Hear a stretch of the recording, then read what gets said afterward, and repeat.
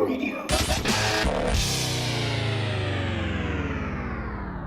All right. So welcome to Infiltrate Radio. This is episode number, we're on 39, almost at 40. You know what that means, Biz? It's almost how old I am. You see, Oh my God, stop. before the show even started, I mentioned it. Stop. How do you like that? You son of a bitch. Terrible. Terrible. That's what you get for missing last week's show. Biz took a little hiatus. I think he wanted to have some champagne while he was watching the election results or something. I don't think so. I just hit 40. I just hit 40 this year myself. So. Did you? So speaking right now too is we've got our guest today is Dave Williams, an entrepreneur and a business guy and just interesting personality. Normally here in Rochester, but he's down in Florida on business, so he's plugging in remote, and I think that's actually a good thing because we just got news that Monroe County is kind of getting crazy with the cheese whiz over here with regards to like things going the disease or whatever going around. So I think there may be some more shutdowns happening or whatever. Oh, really? But you've picked quite the episode to come on, Dave, because we're in the midst of a brand new president being elected. We've got, these waves of COVID going around. I've actually decided, and we'll get into our drinks here in a second. I've decided, which is the most earth-shattering thing, to not have a drink on this episode because until Thanksgiving, I'm not going to be drinking any alcohol. So for our listeners, that'll probably be the biggest news of all. In the big change. It's a big change on CNN top stories.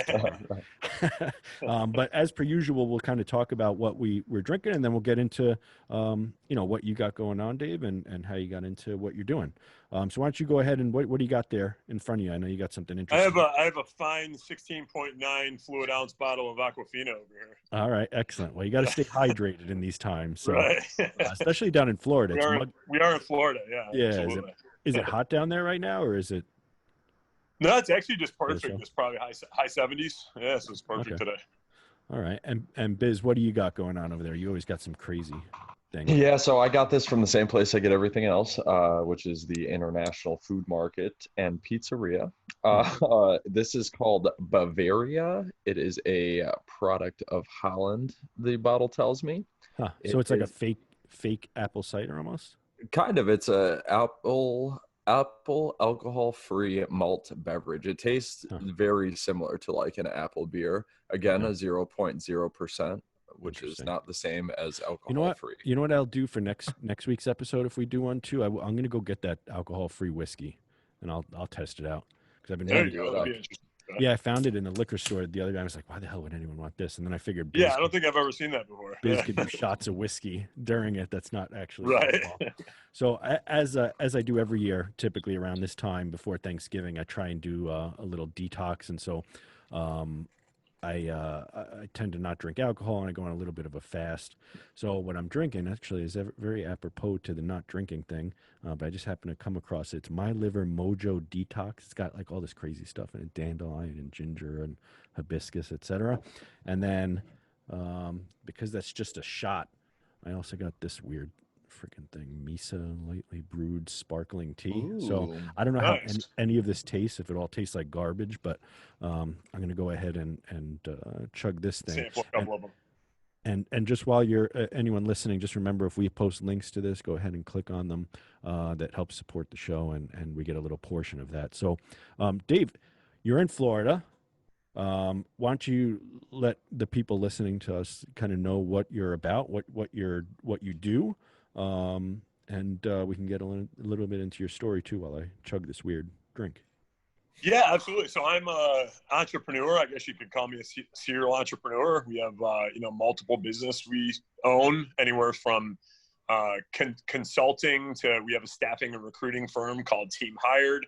Me and a business partner are basically strategic partners in a software CRM company, and we do some real estate. So those are some of the core things that we're up to now. So when Team Hired, so I did look up a little bit, but for you're probably better at explaining what that is. What does Team Hired do, and then how did that kind of start for you guys? Yeah, so Team Hired is a unique recruiting solution that we came up with, right around the COVID time here. It was your unique Oh, is recruiting solution. that recent that you guys started it? Well, we started it prior to that, and we actually kind of rebirthed it during COVID. So we started it probably 4 months prior to that. And as we started to pick up momentum, we had one of our best months. COVID came and it literally took our business down to zero because we were doing a lot of, or pretty much mainly all in-person recruiting. And obviously when COVID hit, all the in-person events, everything was completely shut down. And, we decided that, instead of shutting things down, that we had to innovate and just really ask ourselves, what new problems did COVID solve? And what I looked at was, now we're living in this new virtual world. How can we solve the recruiting problem of the future in the virtual world that we're living in today? Because businesses are still out there. Some businesses were affected more than others, and there's still a lot of businesses with recruiting needs. And that's where we actually came up with our complete digital virtual recruiting solution. So we do things a lot differently than an average recruiter. Average recruiter you might work with, they find you a hire and that's it. We found that there was a lot bigger, being an entrepreneur, I found that there was a lot bigger underlying problem out in the recruiting space. First and foremost, I never found a recruiting company that really prided themselves in customer service. So a big foundation of Team Hired is to try to be that Mercedes-Benz or that American Express from a service standpoint of recruiting. So that's really what we base our entire organization off of, is we deliver it all for all of our customers at all costs and have that servant first attitude. But one of the biggest problems we found in the recruiting space was, while a lot of businesses thought their problem was there's not enough good quality candidates out there, a lot of what I found is there's breakdowns inside of the business's hiring process.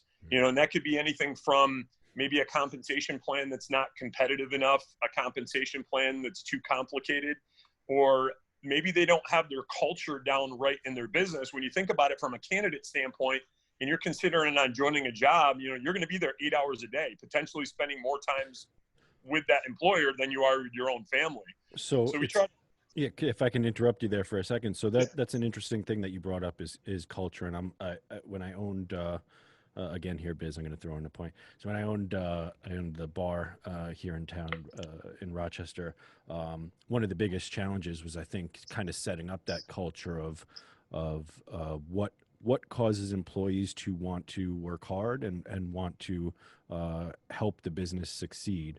And obviously I think that's culture in my mind anyway. It's culture. Absolutely. I mean, you can pay someone all you want, but if they hate the job when they come in and they're not passionate about what it is they're doing, whether it be, selling, I don't know, whatever it is, cider, or selling insurance, or whatever the product is, selling friggin' apples at a cart somewhere. If they're not passionate about selling it or working there, they're not gonna bring excellence to the table. So obviously you've owned businesses, so that's where you see is that where you kind of notice the lacking of, I guess, Absolutely, because I believe culture is everything. Like, culture is everything. That's going to make or break a business. So, I probably learned this back a while ago when I had my insurance agencies running for a number of years. I actually attended a business conference, and it gave me my aha moment, where I met this guy named JJ. He was running the number 1 through 7 Honda dealerships in the entire country. So the owner that he worked for had 7 Honda dealerships, and out of all the hundreds and hundreds of Honda dealerships in the country, every one of them ranked 1 through 7. And the number one thing that he attributed to that was culture. The number one thing he attributed to that was just having like a non-negotiable culture. And that's when a light bulb went off for me, that I needed to have set non-negotiables in my business to get to the next level. And somebody might ask, what's a non-negotiable? So like non-negotiables for me, first and foremost, living with integrity with everything that you do. Having a team-oriented work atmosphere. Some of the non-negotiables we'll have for our employees are PMA. So we require PMA in our organization, which is positive mental attitude. That's not to say that a team member can't have a bad day or an employee can't have a bad day. We have an open door policy where somebody can come to us at any moment. But what's not allowed is perpetuating negativity in the workplace that can make it an environment that's not conducive and negatively impact the rest of the team members that are on the team. So we require PMA. We require all of our team members, if there's a problem, that, you know, we don't complain, we create solutions. So anytime somebody has a problem, before they present the problem, they got to have 2 to 3 solutions to present along with that problem. And, you know, what that, in my mind, really creates is it creates a team of forward thinkers and problem solvers that, you know, eventually can get to a point where they can do anything and run through walls. So that was the big thing for me, was defining those set non-negotiables and just living and breathing and dying by them in the organization. Yeah, I think what happens is too, sometimes people work in larger corporations too, and they hear about culture from like Biz and I both worked at Verizon for a while, and we had some conversations about this in the past. How at a time when they were hiring this particular group or time period at Verizon, they were hiring just monsters for a good period of time. And as we're now out of Verizon, I'm just seeing these people all over the city and kind of all over the world starting their own businesses, doing all these sorts of things. And I think that was attributed mostly to what the culture was there in terms of who they're hiring, what the work ethic that was expected while they were there, et cetera. And it can get in that kind of environment, like the bigger corporations, I think it can get cheesy. But until you're running a business, I think that people don't tend to see how much that actually impacts the output and who's successful and who's not, right? Because you can have the best product, you can have the best people on, but if they're not motivated and not happily going forward and going towards a goal, you're never going to succeed. So I find that interesting that's part of your kind of business, your business. Yeah, and that's why we'll literally try to be not a third-party vendor, but an extension of our client's brand. We try to understand their culture, understand their business, and we come in with what we call the 3 C's, which are our founding principles to make sure the right foundation is there for the hire. And it's having the right compensation, having the right career path for somebody, and then having that right culture. So when we work with a client, we'll actually coach them up on those things, make sure the foundation's there first and foremost, pair them up with a recruiter. Then we go out and do all the work. We put up the job ads, we source the candidates, we have teams that are calling them, scheduling them, and all they have to do is show up on a Friday night at 5 p.m. and there's more people sitting in front of them, potentially 20, 30 candidates that are sitting in front of them on a Zoom call than they've seen in the past 6 months. So we take them all the way from start to finish to finding that employee, and we do it in a third of the time at a third of the cost. Do you give them like a template on questions, or do you coach them on the questions they should ask during interviews and things like that? Because one of the things I found the most difficult was you can interview someone, and I think finding I guess the diamonds in the rough, and then the the cubic zirconiums that are pretending to be diamonds. I think that was like the worst. No, that's a perfect analogy. Yeah, you find like these people that don't have a lot of experience, but they're hard workers, and they'll do anything as long as they feel the company they're working for is great. And then on the opposite end, these people that come in, their resume looks great, they talk the talk, but then a week into hiring them, they can't walk the walk. Yeah, I mean, is there an art to those questions that you found that? Yeah, so that's kind of the beauty of our process, because we found that is a big problem out there. Is there's a lot of professional interviewers out in the marketplace. When you think about it, like when you do anything with repetition, you eventually become good at it. And if you've been on it like 20, 30, 40 interviews, people become great interviewers, but that doesn't necessarily translate into a great employee. That's not going to be somebody that's going to engage your customers the way you want them to. So that's the nice thing about our hiring events that we do, because when we're doing them in a group setting, it's not interviewing one-on-one like this, but there's potentially 10, 15, 20 I'm good. I thought I didn't hit record. I'm sorry. I didn't mean to interrupt you. Oh, no. And then I saw it up there recording. I'm good. Yeah, but it's potentially, 10, 15, 20 people in a room. So now what that does is it's a lot different dynamic for that individual. They're not used to interviewing in front of other people. So when they're in that environment, the ones that aren't cut from the cloth that you're looking for, they can be weeded out very quickly. but those so-called diamonds of the rough, they tend to shine out of the group, and then those are the ones we have them bring back for the second interview. And to your point on the questions, that's exactly why we'll ask creative questions that aren't your typical interview questions that get the candidates to think on their feet, to see what type of problem solvers there are out there, and see how they can pivot on a moment's notice when we ask them a question. I mean, that's something, and Biz, you know this from the film industry too. So Biz does a lot of stuff. He's does background work and acts and does film production stuff. And what you find, like when you're in any kind of team, is that the number one skill, I think, that is necessary to do any job is the ability um, to approach, I guess, the situation at hand and troubleshoot, I guess you can call it, or Yep. problem solve, or whatever it is, whether it be like on a film set, Biz, right? I mean, you end up at a location and you got to figure out how to get electricity to a spot, or whatever it is. Oh yeah, I mean, I think one thing that he mentioned before too is that positivity. You know what I mean? Like not letting that positivity or not letting a lack of positivity kind of bleed through into like that setup. I think that as far as like film goes, I think that a lot of people that work in film, they either A, are so excited to be there, or B, are so jaded by being there that same dynamic comes through, that either people are so negative that it bleeds into that workflow, or they're so positive that no amount of negative can really knock them down. And I think that, to your point about the film industry kind of being a balance of it, I definitely think that most jobs have that dynamic, you know what I mean, that it's either you've got like employees or people that don't have a good I guess you could say like integrity, you know what I mean, that they Oh, don't absolutely. they don't know how to sit there and be like, hey, even though this isn't great, like let's not ruin it for other people.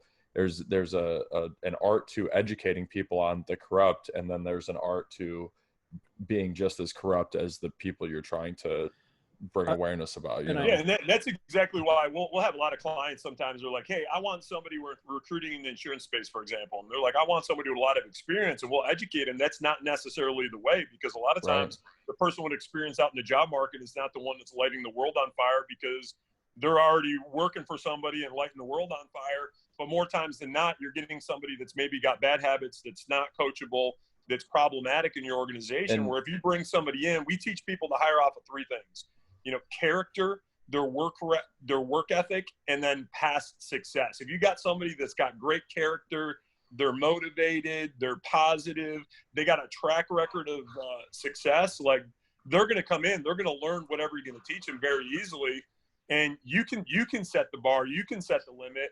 And that's how I've always had our best employees born in our organization that and way. and that's exactly what I was saying, is that integrity and that accountability, you know what I mean, when you pair it with positivity. And I'm not talking like, most companies brag about integrity and accountability. I mean, Verizon used to shove it down your throat so much, but then at the end of the day, some of their senior leaders didn't have an ounce of integrity and had no accountability whatsoever. So you know what I mean, like it's different for businesses. But when you actually take those practices, genuine practices that humans have of accountability and integrity, and you pair it with that problem solving that you were talking about, I think in most cases those are the employees that either shine so fast that they blaze up to those leadership positions and then fizzle out and then go off to start their own companies, or they get overlooked in those entry level positions and then it turns them away from business and they decide to then start their own path. I think either way about it, they end up realizing they need to go on their own and kind of do it at their own pace. so But yeah, Oh, 100%. that brings me to an interesting question. So, because you've had a number of businesses, Dave, and you've gone from, I'm sure at some point in your past, working for other people, and then getting to where you were, right? And I don't know that for a fact because I don't know what you Yeah. did before you know, I met you. But You give those so vibes, Dave. what kind of, you know, what you're talking about here is like finding a good employee, right? Let's say a new, inexperienced person, or someone that's experienced, maybe not in that particular field, but they've got the characteristics to kind of move up the hierarchy in the business and become a star there. And I think it takes another personality trait to go from, I'm going to be, let's say you're in a sales organization, I'm going to be the top salesperson in this organization, or, you know, I'm going to be the top PA on a film set, to saying I'm going to produce a film and be the person that creates the whole thing and hires other people, or I'm going to create a sales organization that then goes out and hires people, and to make that transition and be able to outline, I guess, what has made you successful and coach other people to do that successfully. Um, I mean, was that something that you felt you always did from the start? Like, were you entrepreneurial from the start, or did you excel in a certain thing and say, hey, I could probably do that, the business part Yeah. of it, and then move that way? I think sometimes you need a little bit of fear to motivate you. And there's two different ways you can define fear. It's forget everything and run, or face everything and rise. And my story into entrepreneurship was back in 2009. I was actually a store manager at Circuit City. That was my first job out of college. I went and played college baseball, went and did tool and die. I didn't like doing tool and die. It just wasn't my thing. So I started doing sales at Circuit City, found I was great with people. I was great with sales, moved up in the organization, was one of the youngest store managers there. And I did that for 10 years. And towards the course of end of 10 years, I actually came down with some pretty severe health issues, autoimmune issues, where I went off of work on disability for about 6 months. I had to force myself to get back to work before that 6 months, because that was the extent they were going to hold my position. So before my health was ready, I couldn't lose my job. I had to force myself to get back. Here I was in a tough financial position because I wasn't really making much of an income for 6 months. So I was trying to recover, get back on my feet. Got back to Circuit City about 3-4 months later. They filed Chapter 11. So it was like my whole world flipped upside down. Still dealing with health issues. Pretty much broke. And now I'm going to be losing my job. And I had to figure something else out. And I had a friend of the family that was with Allstate Insurance at the time. And he owned his own business. He seemed to be doing pretty good. I started looking in the insurance industry, and I said, you know what? I'm done working for other people. I had doctors at the time saying, hey, people with what you have, you're just going to be on long-term disability. You got to figure it out. And I knew I needed to create a different life for myself. I knew I needed to create a different life for my family, and I needed to do it on my own terms. So I decided in that moment I was going to go all in and I was done working for other people, and I was going to become an entrepreneur. Decided to get my insurance license at night while Circuit City was going under. Talked to multiple different companies. Allstate had the best program, but the only problem was you needed startup capital to start the agency, which I didn't have at the time. Right. So it's kind of a blessing in disguise. The liquidators came in and they said all the open merchandise, because I was a store manager at the time, they're like, anything open, anything customer return, we want to blow out for pennies on the dollar. And at that moment, I had my aha moment, and I asked them, I was like, what if I made it easy on you? And I literally bought up every piece of merchandise from this Circuit City store and every Circuit City store within 3 hours of here that was open. Took the last $7,000 out of my 401k. I bought up about $70,000 to $80,000 worth of electronics, sold it all online. I paid off my debt, paid off any credit cards that I had. I paid my bills during the time, and raised enough money for the capital I needed for my first insurance agency. And I went all in. When I went in, I was literally 60 days away from going out of business because I had no client base. I had to grow this organically from the ground up. And I acted as if somebody was trying to take it away from me 24 hours a day. My first location was in the Grease Ridge Mall. I remember a trainer coming in and, telling me, hey, we're going to train for 2 weeks and then you can get to selling. And I'm like, no, I'm going to start selling today and you're going to train me and teach me while I'm selling. And my very first customer, Geraldo Hernandez, was still with the agency by the time I sold it. It literally took me 3 to 4 hours to sign up his first insurance policy. I pulled him out of the line of the DMV and walked him in, and I just figured it out and kind of failed forward. But I think it was like that, that mindset. It was just, do or die. That very first month, we had a great month. Our first location, we built up to a $2.5 million business. I then figured out what I was doing. I knew what I was doing, built it up to a $4.5 million business, launched another location, built that up to 8. Fast forward, we actually become one of the largest Allstate agencies in the country. And we generated over $20 million in reoccurring revenue 10 years later that we built it to. But I would say it was just, I didn't let my situation paralyze me. I didn't let other people that were chirping in my ears, don't start a business, you're going to fail, go work for somebody first, you're going to go on disability. I just said, you know what, it's do or die. I'm going to go all in. And I wrote myself a check for $1 million and I hung it on my wall. And it wasn't about the money. It was about my dad growing up. Yeah. Literally gave the shirt off his back, sacrificed everything for me and my brother, my sister. And I watched that man work. He had his own business. He worked day and night for us. Didn't save for retirement. Didn't have a lot of nice things. And I knew I had to create a life for them in their later years. So that what that check was, when I looked at it every single day, it was for my mom, my dad, creating a life for my wife, and then proving the doctors and everybody that told me wrong that, I was going to live a life on my own terms. And, I ended up cashing that check. And, that was my motivation. Again, it wasn't the money. It was just, I created an ideal scene of what my life was going to look like, and nobody was going to tell me different. I fought for it every single day. And, I think that's the American dream to me. Oh yeah. Yeah. That's incredible. That's amazing. And so one of the things that's interesting about it too, because you went from your first agency, right? And then you started, Yep. you went to more.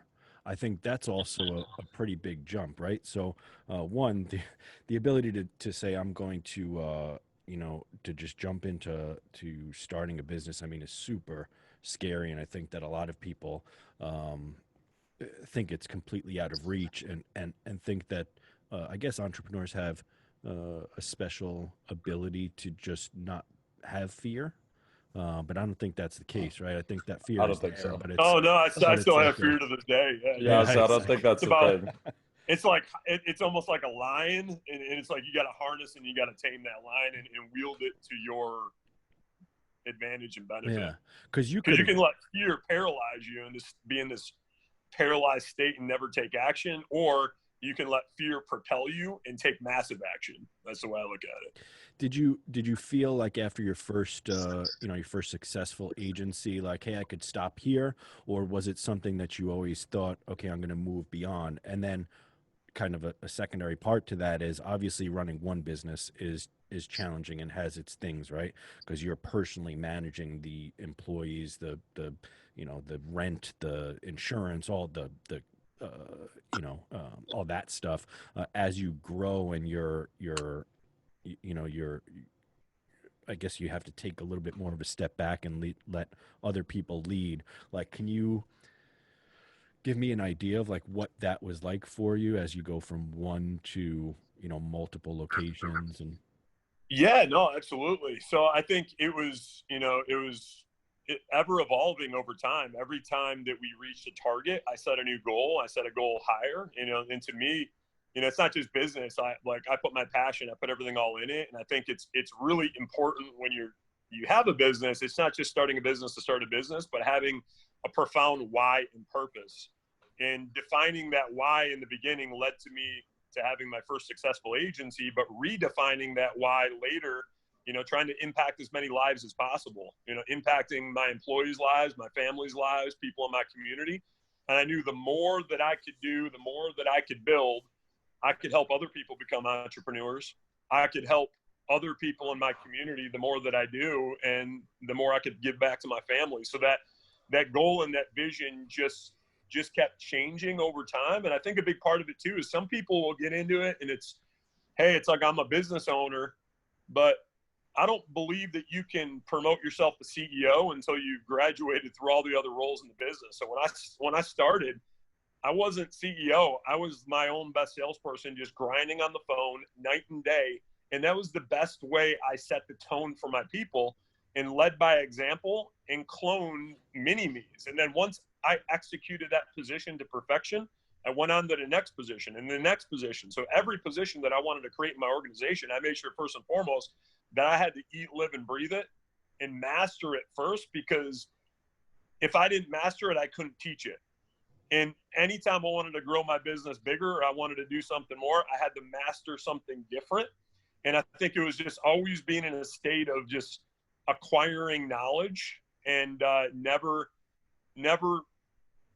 I guess, being not willing to do the things that I expected anybody on my team to do. I think that was phenomenal. That point you just made about you started off at like the entry level position, and as there was a need for there to be a new position, you then would kind of embody that position yourself before then creating the next position in the hierarchy.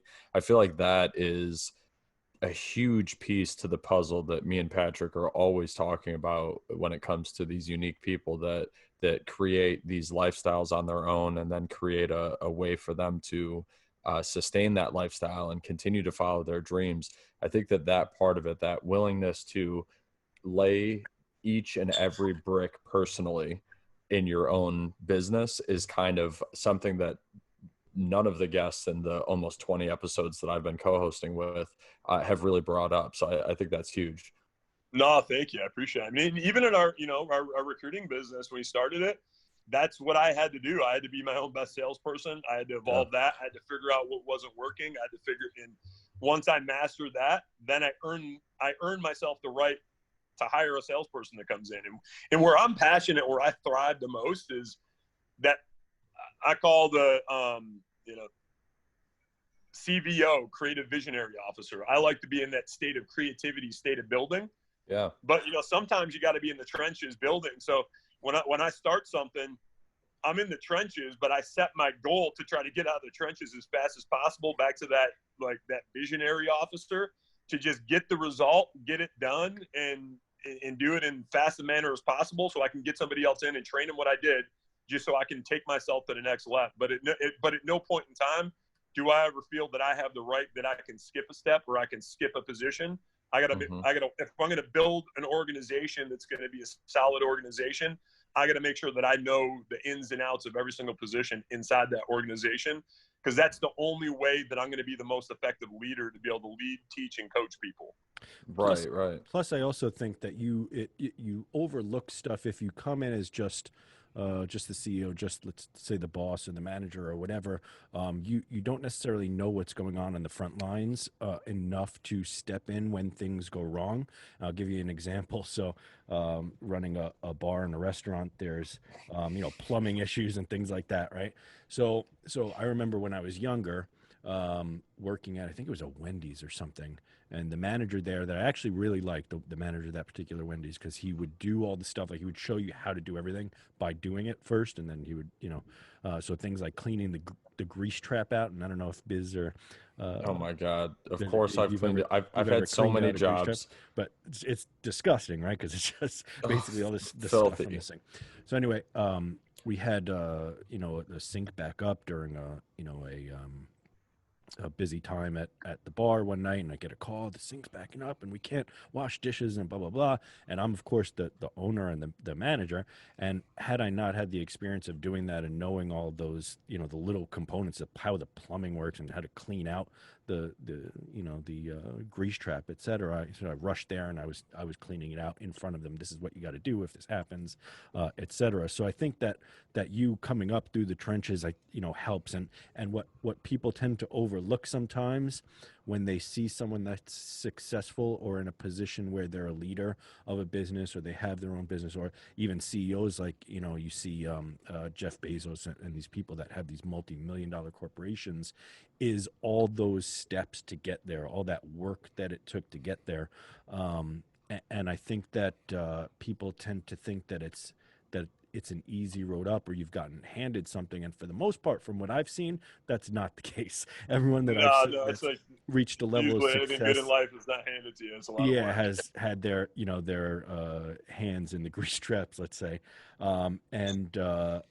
And I think Good, what, good term. yeah, Good term. and Hands in then, the grease trap. but what I think too is a big thing is that um, a lot of the people that are, I don't want to say jealous, but are like um, that want to put it on that person has been handed something, are not willing to necessarily do those steps.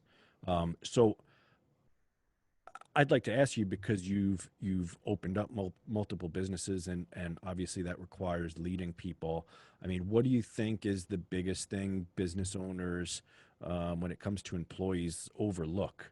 Like, what do they miss? What gets what gets people to do what they need to do to become leaders? Because I think from what I've seen from you in the short while I've known you, you've had a bunch of people that were your employees that have become business owners themselves, and done things like that. So obviously you're instilling some sort of a either a passion for entrepreneurship, or doing something right in terms of creating new leaders.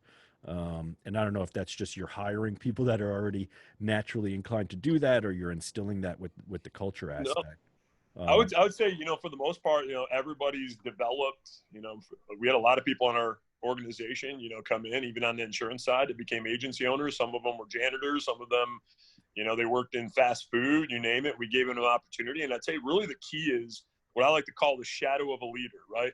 So as a leader, you can dictate and you can tell people to do something, but people will do as you do before they do as you say. So if you come in and you don't live the same values, you don't live the same principles, like at the end of the day, people are going to mimic your behavior. But if you come in Oh and yeah. you lead the charge and you lead the helm every single day and you're willing to do whatever it takes alongside them, people will follow you and they'll mimic what you do. So it's all about, like, if you have an expectation for somebody, if you come in as a leader, you better be willing to put in the work and be able to lead the way. And I think there's just no room for excuses. At the end of the day, I look at it as no matter what is going on, even if it's COVID, you know what? If my business is failing due to COVID, there's only one person and there's only one reason. And I get it. There's things that happen outside of our control, but my mindset is I go in and look in the bathroom mirror and I look at that reason as me.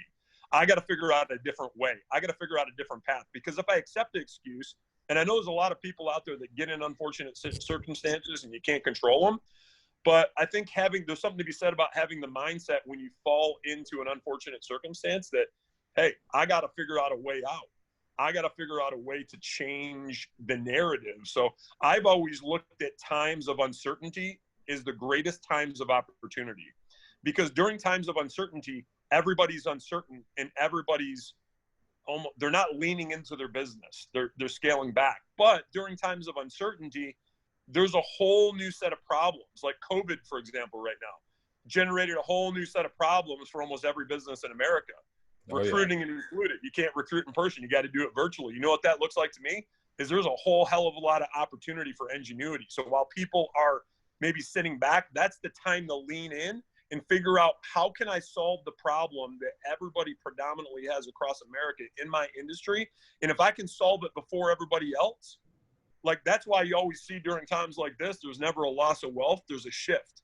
right. Like, some people will lose wealth, some people will gain it, Oh but yeah. there's still the same dollars that are sitting around in America. It just, who decides to go out and get those dollars and solve a new set of problems. And it usually, those dollars get shifted to the people that are the first ones to hit the opportunity and solve those new problems that our new world that we live in created.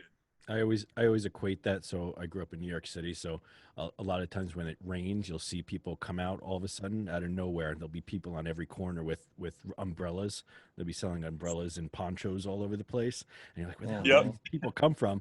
And now on the streets there, you see people selling masks and stuff like that. It's those same kind of people that that innovate in those times, or even like during stock market.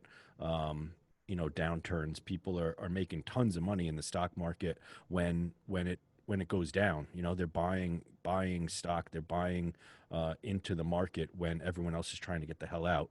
And those are people that are making money during that time. Like, what led you? I know you mentioned that your dad owned a business. Did he have that Yeah, my dad, your for entire 50 years, childhood? he had his own business putting gutters on houses, and he was probably the hardest working man I ever met. So, we had a brother go down, the wrong path in life, and he's unfortunately no longer with us. He passed away at the age of 49, but he's at a young age took a path and started to go and get into drugs and alcohol. And I think my dad took that, really personal and wanted to make sure that at all costs that my sister and I never had that opportunity to ever think of going down that path. So literally they put us in, I was in private baseball lessons, just keeping me busy all the time. My sister was in private piano lessons, music lessons, but they didn't have the income for that. The only way he could pay for that and pay for everything, he's like literally worked around the clock night and day. So he would get up, 5 a.m. and go out and put gutters on houses with his business and literally go till late at night until it got dark out. And he would get home, and he had another business where he'd snowplow driveways. And in the winter, he would literally go out after he got done working a full-time job, go out and work another full-time job and operate on 3 to 4 hours sleep. And that was, all the sacrifice for us to make sure we had good lives. So I'd say, that work ethic just ingrained in me in everything that I do. I feel that, there's one thing that we can control, and it's the effort that we put into whatever we do, whatever we decide to go with. There's no point in doing anything, in my opinion, unless you just give it your all. And, I think that was really a big thing that I took away from him. And that gave me a big why and a big purpose too. So I wanted to make sure that during the retirement years, I could pay back to them what they did for me over the years. Yeah, and I think that's something, because I asked that of everyone too, like where they get their their passion to do it. Because for the most part, business owners and entrepreneurs and people that kind of pursue a passion outside of, all right, I'm just going to go get a desk job somewhere, I'm going to do the bare minimum just so I get a check and I can pay my rent, etc. They have something that's driving them. There's either it comes from someone in their family that had it, or something that and I'm trying to figure it out from the amount. We're at 40 people now. I'm trying to figure out, like, is it something that's already there and then it is like cultivated by the environment they're in, or is it something that is not necessarily there but is a like a skill set? Like, do you feel like you always had the drive to do that even when you were younger, like to continue to work? Like, so I'll give you an example. When I was younger, I was maybe, I don't know, 6 or 7, give or take, or whatever. And I remember driving in my dad's car for a long distance. I posted this on Facebook and he laughed at me. He was like, what the hell are you talking about? But I remember being in the car and trying to stay awake as a little kid while we were driving these long distances, because I knew that my dad was staying awake driving, right? So I was like, I wonder if I have the fortitude to be able to stay awake the same amount of time as we're driving, even though it's late and it's a long car ride, etc. So I kind of feel like in the back of my head, I either had that or maybe it was ingrained by him. I don't know whether it was the chicken or the egg, do you feel like you had that? Like, were you selling lemonade when you were a kid? Were you doing things that were like, all right, let me see how long I can, Yeah, I mean, believe it or not, I was. I sold lemonade. I actually had one. I think it was, I don't know, how old was I? Like 12, 13 years old. I had my own DBA where I sold baseball cards, and I went to baseball card shows and would trade them. And I literally had a little black book when I was a kid, because I saw what people would do, and people would come up and ask if you had a specific card, and most people wouldn't have it. So I made this black book of everybody that was looking for cards. And what I would do during breaks to the trade show is I'd go around to all the tables as a kid and try to find those cards. And I'd have down the dollar amount of the maximum amount that buyer was willing to pay. And I'd go buy it from somebody else for half the price and have the person's phone number. And I'd call them in my black book and sell it to them. And I remember my best day as a kid. It wasn't like every day, but I made $1,000 like in a day hustling baseball cards, and I think I just took it all and I just bought a bunch more baseball cards with it. But it was like, Nice. Yeah, but it was that, and then even playing baseball. When I played baseball, growing up, I loved the game of baseball, but I didn't have a lot of God-given talent, so a lot of the kids were better than me. Some would even question, why are you on the team? You're not that good. And I just put more I just like made a commitment that, you know what, you might be better than me, you might have more talent than me, but nobody's going to outwork me. And I got that from my dad. And by having that principle, nobody is going to ever outwork me. I made sure during baseball, I outworked everybody. I came in on the weekends. I stayed there late nights. I literally did batting practice until my hands bled. And because of that, I went on to play college baseball and, played a year at FLCC, and when a lot of other people didn't, and it wasn't the talent, it was the work that turned into confidence. The confidence turned into competence, and eventually that work ethic developed skill. Yeah. What is that? So I'm interested in that too. So what's that feeling? So because I think a lot of successful people have that, and and like you said earlier, it doesn't seem, because I don't think you'd be able to pursue just money, right? You can't say I'm just pursuing this particular thing and put that much effort into it if it was just for money. I think for myself, sometimes it's like a fear of me, like letting myself down, like giving up. Like the fear of giving up is worse for me than the effort of potentially killing myself with how hard I'm working. If that makes sense. So like Yeah, absolutely. And I think that is like a driver that doesn't come from outside. Like people are looking for motivation and stuff like that. Do you feel like where does your motivation, I guess, I know obviously the surface reasons are you want to support your family and that sort of thing too, but again, I think there's like a muscle there Yeah, that's working, that's saying I'm not allowed to stop, right?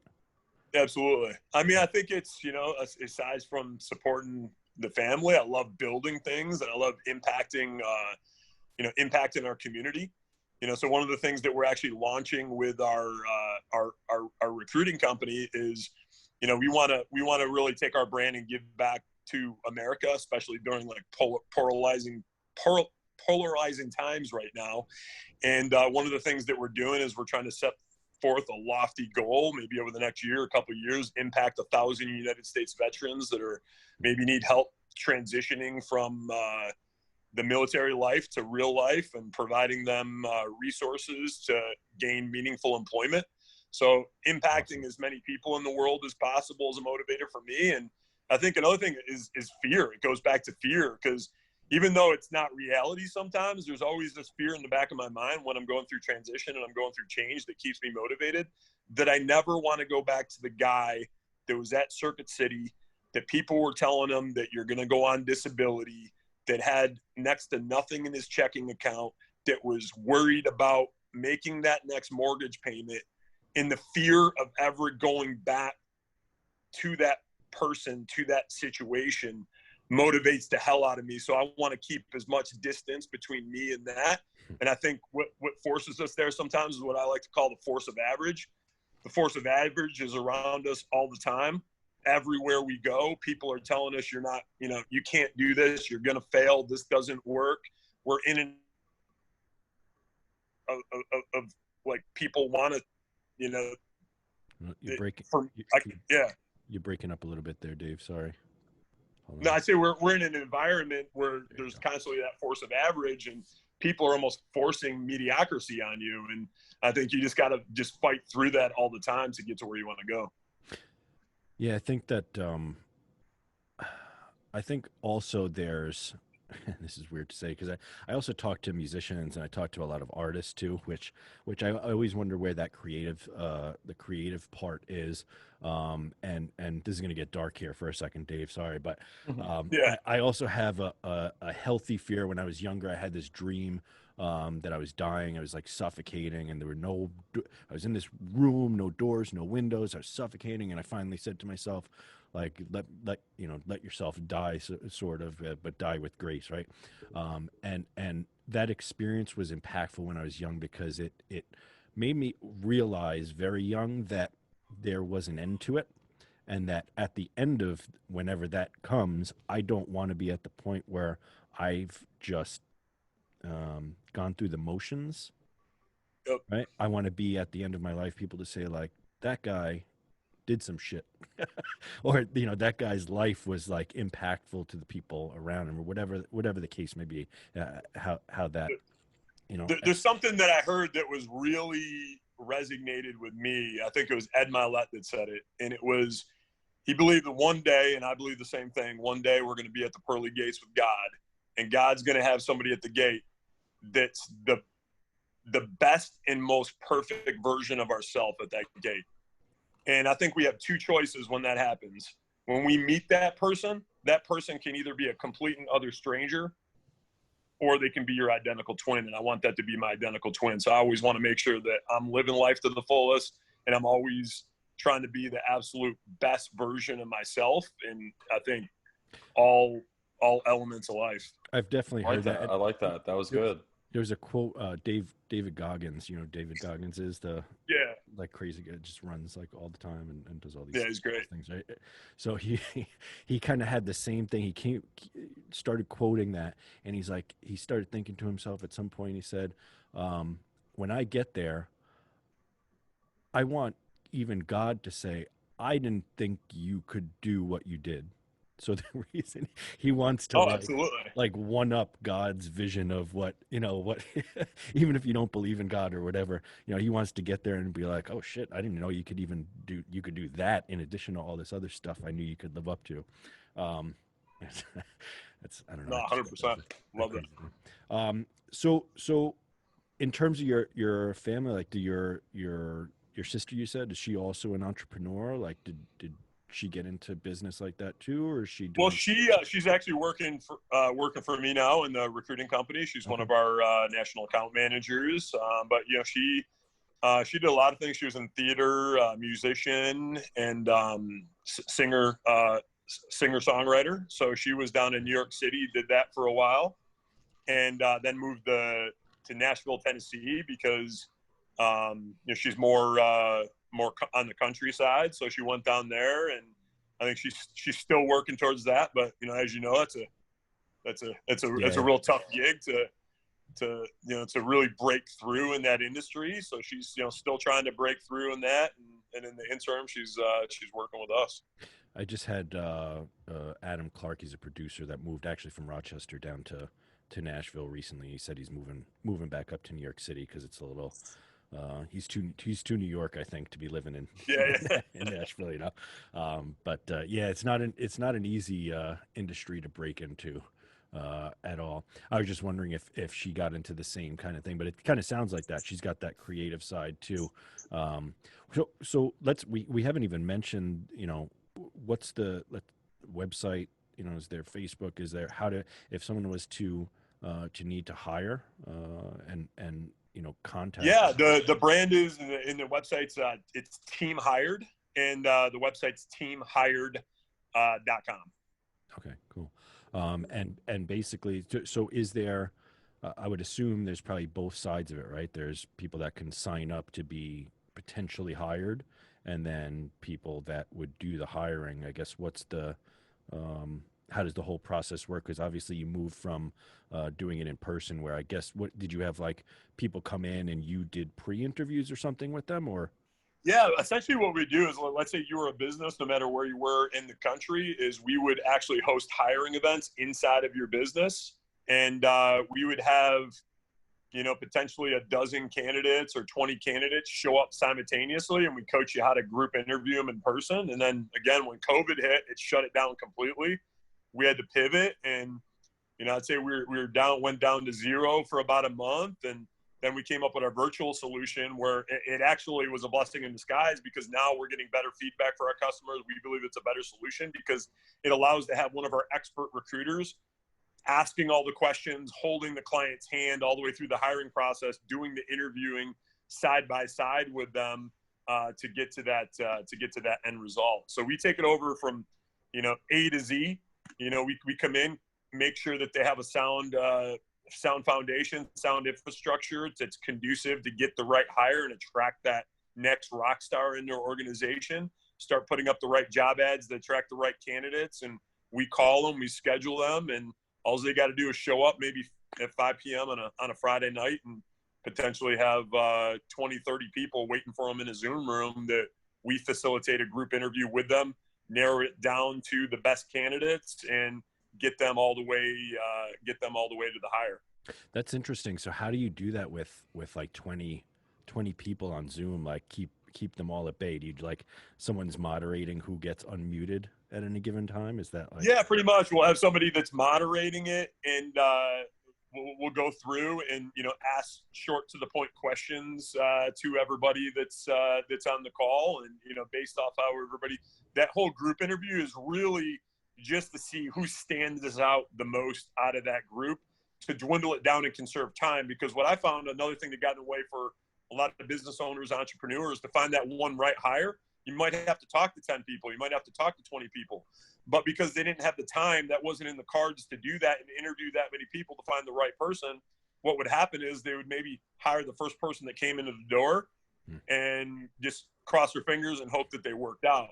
So this allowed us to really expedite that, conserve their time, do a lot of it for them, get them through the process quicker, more efficient, to find those rock stars. So now they could spend the time just interviewing the rock stars that are going to be more, that have more the potential to be their next ideal employee. So just to ask something, I guess that's that interests me in a funny way.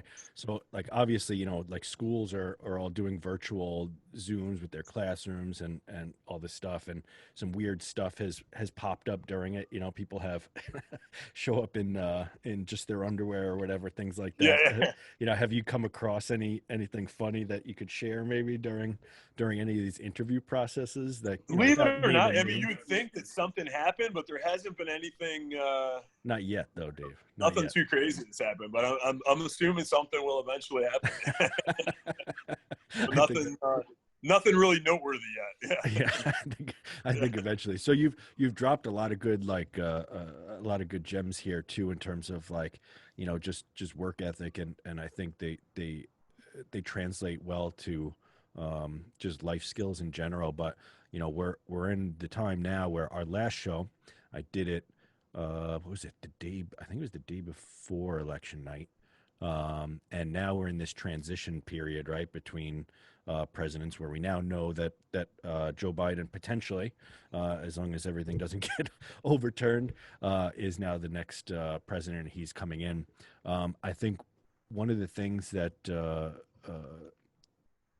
I find, or I like to do like mental gymnastics around, is like if I was to be let's say president, right? Like it's like the ultimate leadership position, like the number one, I guess, leader.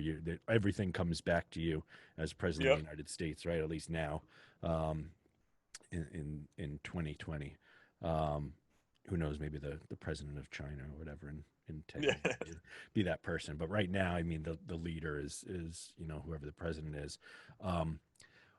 What suggestion, I guess, as a leader, would you give to an outgoing president, and then maybe to the incoming, based on, I guess, so Trump right now is not accepting leaving. Let's say, for all argument's sake, election is good.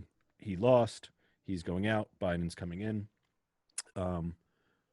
Do you have any suggestions to like, as a leader exiting a business as an owner, and then I got a suggestion to leaders, but also I think people in society in general. I think we got to stop focusing on the one person that's so-called, or counting on one person to change our lives, and focus on being the president of our own lives and living our best lives. So if you could think of the ideal scene, how you'd want other people to treat you, how you'd want everybody in your community to act, I think what could solve all of this in the world, and solve all this in our country, and solve all the divide, is imagine if everybody shut off the news, shut off social media, and we just went out there to be the best citizen and love thy neighbor, lift each other up, and do everything. I think a lot of the problems that we have today just wouldn't be problems anymore, but because we're putting that and depending on one person to solve those problems for us, and we're letting other people write our own narrative, that's why we're as divided as we are as a country. But if we all came together and we decided to write our own narrative and just be awesome human beings and be kind to one another, I think 99% of the problems that we're having today, wouldn't be the problems that they are. Yeah. Oh, I yeah, I agree. 100% I agree. agree with that. I think that there is a um, a trend. I don't know if trend, but I think it's always been this way that it's nice to have a scapegoat for everything that's going on in the world. And I think when you realize that there's that famous Steve Jobs quote, right, where he says that once you realize that everything in the world was built by people that are no smarter than you, is the day that your life changes when you realize that you can like push the world a little bit and it moves, and you can do you can make change, and you can take responsibility for not only your own success in your own life, but once you do that for yourself, you can do that for the people around you. Is something I think that needs to spread a little bit more. So I agree. But so like if as a I guess as an owner of a hiring agency, if you were to look for one thing in an employee, what would you look for if you were hiring them to your team? I'd say, I mean, if it just had to come down to one thing, it'd just be character. Like the character. If I can only choose one thing, it'd be the character of the individual that I hired. So, not just what's on the surface, but how does this person act when they think nobody else is looking? Because eventually, when you hire that person, they're going to eventually act like that in your organization. And is that a person that aligns with your core values? And that's where, that's when we really started seeing success, was when we drew a line in the sand and we developed our non-negotiables and our culture we were going to abide by and our core values. And we made it a mission to never hire somebody that didn't eat, live, and breathe those core values. So I'd say, character all day long. Yeah. And I feel like the culture thing too translates to a lot of things, even relationships and things like that, like having a clear set of expectations in anything you do is where where you can get out of it good things, where things could come Absolutely. out well, you know what I mean? So let's do this. Where do you see I guess Team Hired, but yourself and where you're at maybe in like a few years from now, and then anything else you want to pimp out, you want to get out to people that they should know Yeah, about? no, I'd say, where I see Team Hired, we'd like to, build it into an uber successful company. What I would like to see, my vision is, I don't think there's anybody in the recruiting space doing it like a Zappos or a Mercedes-Benz. When you think world-class customer service organization, Starbucks, there's nobody doing that in recruiting. So we want to brand ourselves and become a nationally known brand that's known for delivering just the highest level of customer, what we like to call in our culture and our organization, fanatical customer service. Not just delivering good customer service, but fanatical to the point where the customer is so wowed and unexpected, surprised by their experience, that they have to go out and tell a friend or family member about it. And that's why we've actually grown our company. We've spent the no marketing dollars. It's all been word of mouth. It's all been through providing experience. Like, I'll lose money. There's clients I've lost $2,000 to $3,000 on the client, because I'll lose money on a client before I let a client walk away dissatisfied. And that protects the brand, protects our online reputation, but also I think is the best form of marketing ever. So I'd like to just build that up into a massive company, build this thing into a $50 million company, and when you think about customer service and customer experience in recruiting, you think about Team Hired. Well, I think you've got what it takes, Dave, to make that happen. I have no doubt that that's something that's in the future. And I want to be respectful of your time, because obviously you're in Florida time zone. You're good. Which is that beach time zone? Yeah, I think so. No, you're on the East Coast. I don't think so. I'm not that. I don't think so. That's like, the same time zone as us. Yeah, but same it's time like zone, but yeah, no, it's like it feels like it's a different time zone. Margarita time zone. That's what it is. So yeah, you take everything a little bit easier. And one thing, while I'm thinking about it too, I'd be remiss not to hit on is anybody out there that's looking to develop is I believe that you become the average of the 5 people you surround yourself the most with. So if you're looking to, there's some times in your life that maybe you have people in your life, friends in your life, and it's not to say to cut anybody off, but if you're looking to go somewhere that other people aren't willing to go and they're not looking to go with you, and as a matter of fact, if you analyze that situation, those same people would rather bring you down than run with you, you might have to get and spend the majority of your time with a different group of people. And it's very important to find great mentors, because as I accelerated in my career, I hit wall after wall. And it was when I found incredible mentors and I started investing, tens of thousands of dollars in personal development and masterminds and putting myself in room with giants that made me feel uncomfortable, that towered above me, that accomplished things that I couldn't have dreamt of before, that my mind shifted, my narrative shifted, and it brought me to a level that I wouldn't have expected myself, just changing the room that I chose to exist in. Yeah, That's deep. I think that's powerful too, and sometimes people's own mindset is what's really holding them back from doing what they could potentially be doing. Sometimes that's easier said than done too, to find those people depending on the field that you're into, right? But a little bit of moving around, maybe a little bit more successful people that you can get around you and kind of move up in that. But I appreciate, Dave, your time here, man. I appreciate you guys. Absolutely. It's teamhired.com. Teamhired.com. Anything else you want to promote while we got the airtime here? No, I think that I guess the last thing I would promote is, in the times that we're living in today, I challenge everybody out there is, go out and be the best version of yourself, and, treat others how you want to be treated. Because I think if we all go out there and, we decide to be the change, there will be change. Agreed. Absolutely. All right. Well, Dave, I really appreciate you coming on, man. We're gonna call it at this. Next week, we'll be doing another show. I don't know who the guest is offhand, so I'm just gonna not even announce it. But Dave, safe travels on your way back, and good luck to whatever you got going on there in Florida.